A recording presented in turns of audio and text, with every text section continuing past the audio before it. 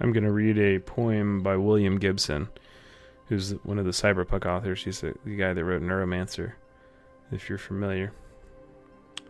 This is called The Memory Palace.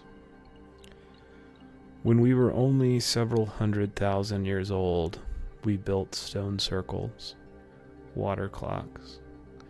Later, someone forged an iron spring, set clockwork running, imagined grid lines on a globe. Cathedrals are like machines defining the soul. Bells of clock towers stitch the sleeper's dreams together.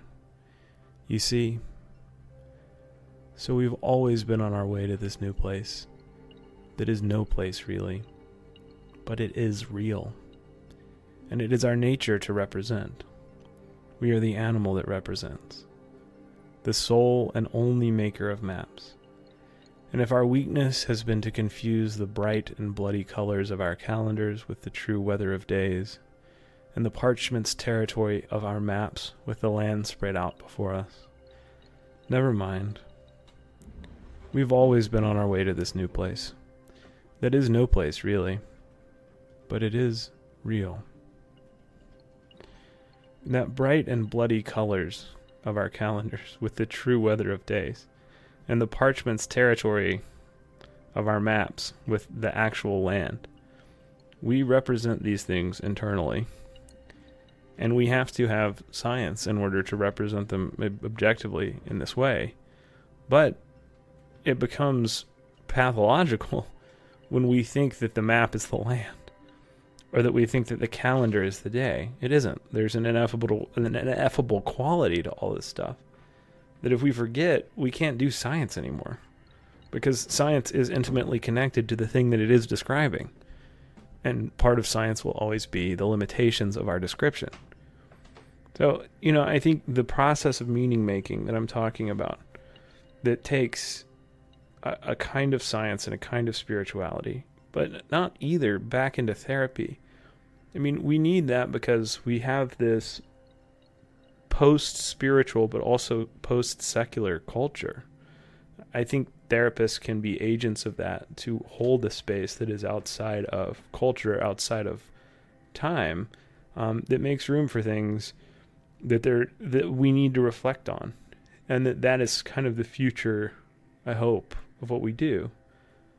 Because I think that if we do that, what we're going to do is be able to see this idea of ourselves from the past, before we were corrupted with trauma, with all of the damage that happened, where we were young kids and we just remembered something.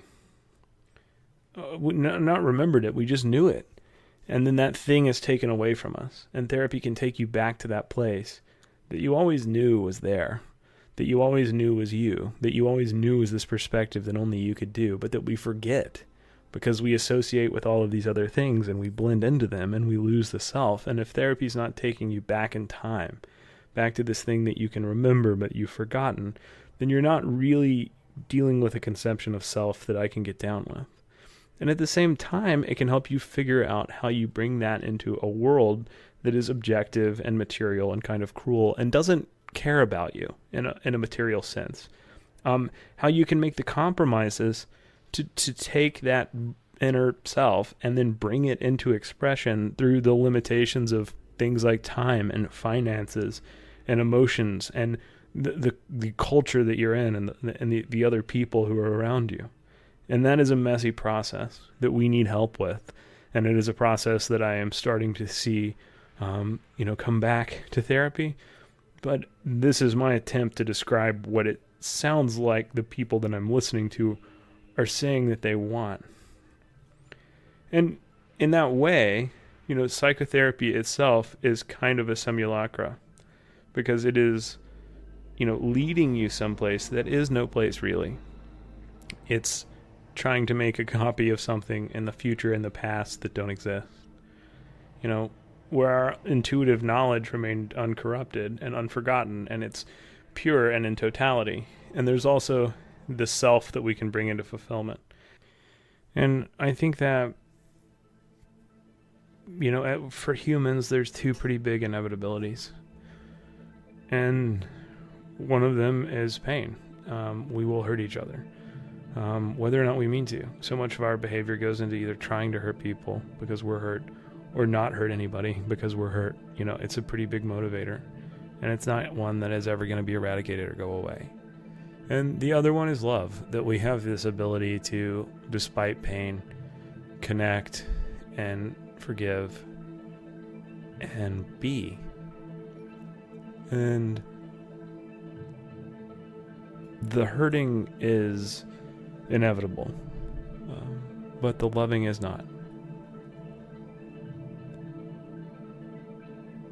And I hope that we remember how to love, because we're not going to forget how to hurt.